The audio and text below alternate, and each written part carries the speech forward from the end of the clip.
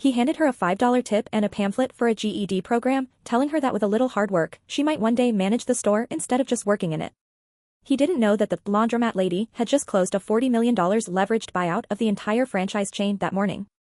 And he certainly didn't know that the graph on his phone he was struggling to interpret. She wrote the textbook on it at Wharton. This is the story of Marcus Thorne, and the day he learned that the most expensive thing in the room isn't always the suit. Welcome back to the channel. If you believe that true wealth is silent and arrogance is loud, make sure to hit that subscribe button and turn on notifications. Smash that like button if you want to see more stories where ego gets absolutely destroyed by intelligence. Let's get into it. The fluorescent lights of a Suds and Duds hummed with a low, electric buzz that usually annoyed customers, but to Elena Vance, it sounded like opportunity. Elena adjusted her apron. It was stiff, smelling faintly of industrial lemon detergent. She wasn't here because she had to be. In fact, Elena's personal net worth hovered in the mid-8 figures. She held an MBA from the Wharton School at the University of Pennsylvania, one of the most prestigious business schools on the planet, where she had graduated top of her class in derivatives and financial engineering. But Elena had a philosophy that baffled her peers in private equity: you cannot optimize what you do not understand. Her firm, Vance Capital, had just acquired this chain of 24 laundromats across the tri-state area. The spreadsheets said the business was bleeding 12% annually on operational inefficiencies. The previous owners blamed the economy. Elena suspected it was the workflow. So, for the last week, she had swapped her tailored Chanel blazers for a polyester apron, working the counter at the flagship location to see where the money was leaking. The bell above the door chimed aggressively. In walked a man who looked like he had been manufactured in a boardroom. He was wearing a navy pinstripe suit that Elena recognized immediately as a bespoke Brioni, likely costing upwards of $6,000. He had a Bluetooth earpiece blinking in his ear and was talking loudly enough for the dryers to hear him. No, listen to me, Chad. The EBITDA is irrelevant if the scalability isn't there. Just dump the asset. I don't care about the employees, liquidating is cleaner. Yeah, hold on. He tapped his ear and looked around the laundromat with a curled lip, as if he had stepped into a sewage plant. He marched up to the counter, dumping a pile of dress shirts and the suit jacket he was wearing onto the laminate surface. Express service, he barked, not making eye contact. He was busy typing on his phone. I need these pressed and starched by 5 p.m. I have a mixer at the Ritz. Elena looked at the pile. Sir, our express service usually requires a 24-hour window. We can do same day, but there's a surcharge, and we can't guarantee the jacket lining without dry cleaning, which we send out. The man finally looked up. He saw a black woman in her 30s with her hair pulled back in a messy bun, no makeup, and a name tag that read Elena, trainee. He scoffed, a sharp exhale of air. Look, sweetheart. I'm not asking for a dissertation on logistics. I'm asking you to push a button on an iron. I'm Marcus Thorne. Maybe you've heard of Thorne Strategy Group? I haven't, Elena said politely, her voice neutral. She actually had. Marcus Thorne was a mid-tier business influencer who sold success seminars for $5,000 a pop. He was known in serious financial circles as the guppy, small fish, big mouth. Marcus rolled his eyes. Of course you haven't. You're here. He gestured vaguely at the washing machines.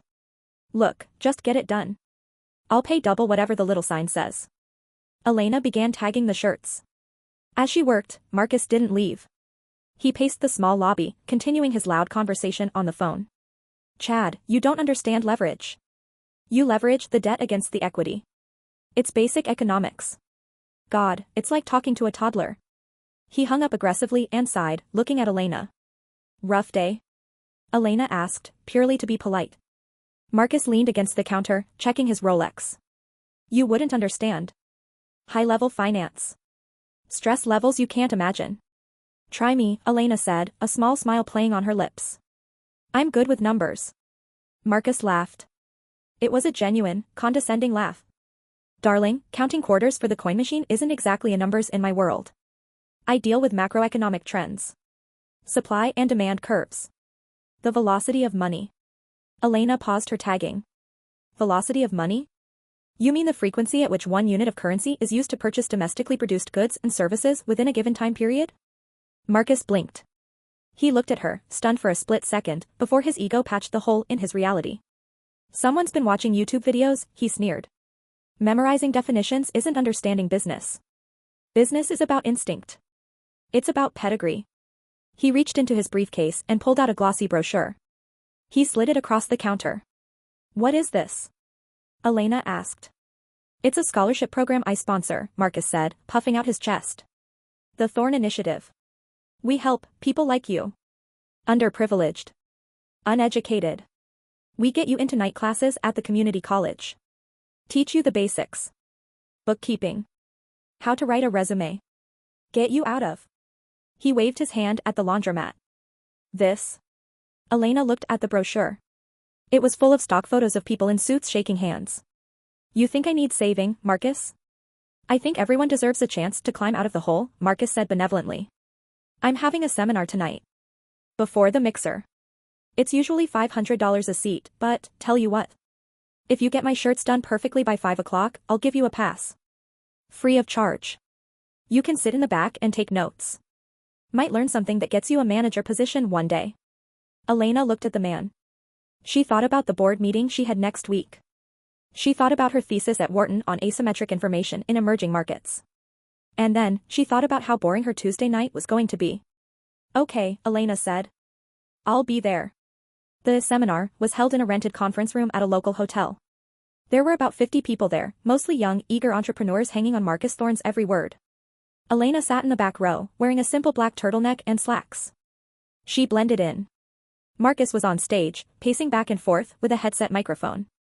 A PowerPoint presentation behind him showed a graph with an arrow pointing up. Scalability. Marcus shouted. That is the key. If you are trading time for money, you are poor. You need to create systems.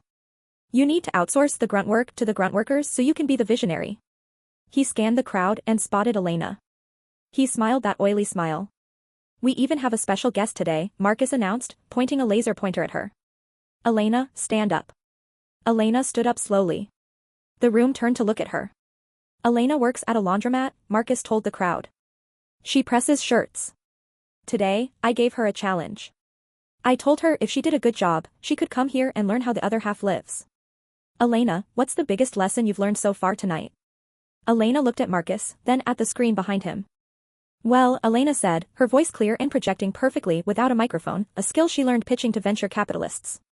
I noticed on your slide about profit maximization, you're calculating your margin based on gross revenue rather than net operating income after debt service. If you advise these people to scale based on gross metrics without accounting for variable interest rates on their leverage, aren't you guiding them toward insolvency? The room went dead silent. Marcus froze. The laser pointer shook slightly in his hand. Excuse me? Also, Elena continued, stepping out into the aisle. You mentioned outsourcing. But in a service-based economy, quality control is the primary driver of customer retention.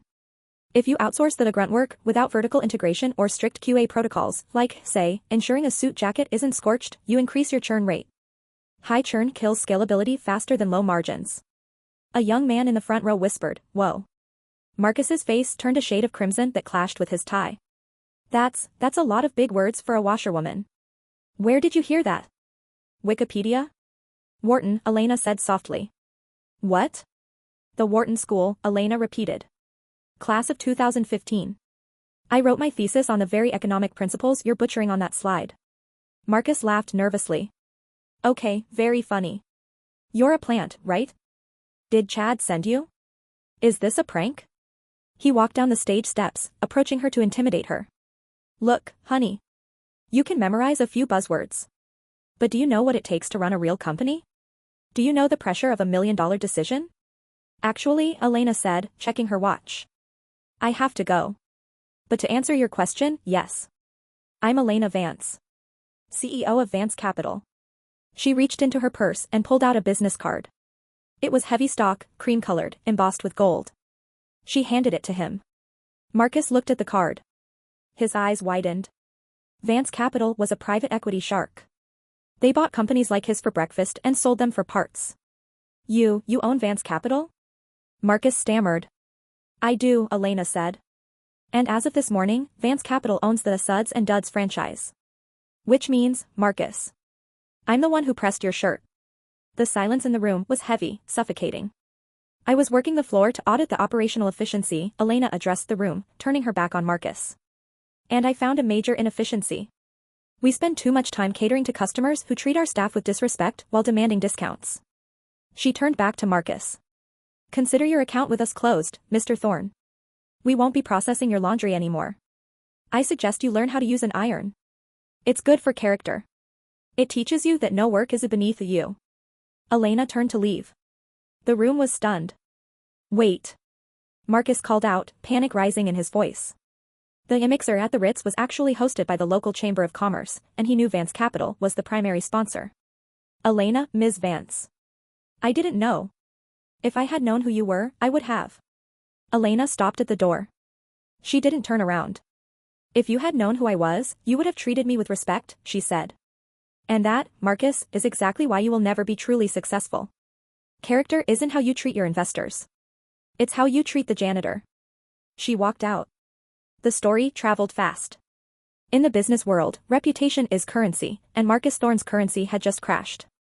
Elena didn't destroy him out of spite, she simply let the truth do the work. She returned to her office at Vance Capital the next day, trading the apron for her blazer.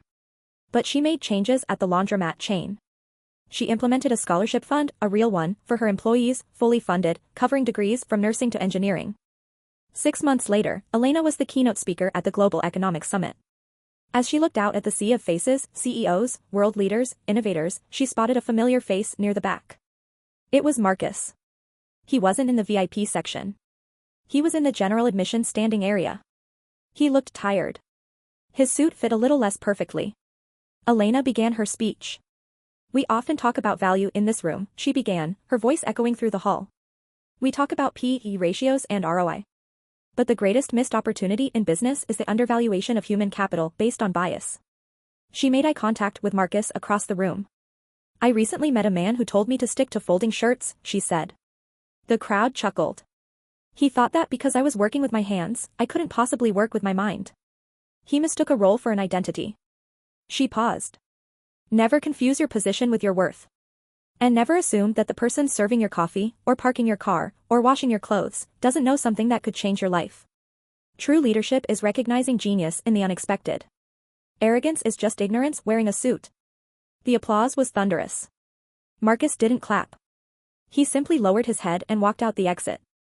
This story highlights a very real psychological phenomenon known as the Dunning-Kruger effect, where people with low ability at a task overestimate their ability. Marcus thought he was a genius because he knew basic terms, while Elena, a true expert, remained humble. Furthermore, the business concepts mentioned are real. 1. Wharton School, consistently ranked as one of the top business schools globally, known for producing finance heavyweights. 2. Leveraged buyouts, LBO, a transaction where a company is acquired using a significant amount of borrowed money, bonds or loans, to meet the cost of acquisition. 3. Operational efficiency, Elena working undercover, is a valid strategy. Many CEOs, like the founders of Starbucks or chains like Raising Cane's, spend time on the floor to understand the friction points in their business. Marcus Thorne learned the hard way that you should treat everyone with the same level of respect, whether they are the CEO or the cleaner. You never know who you are talking to. If you enjoyed this story, please subscribe to the channel.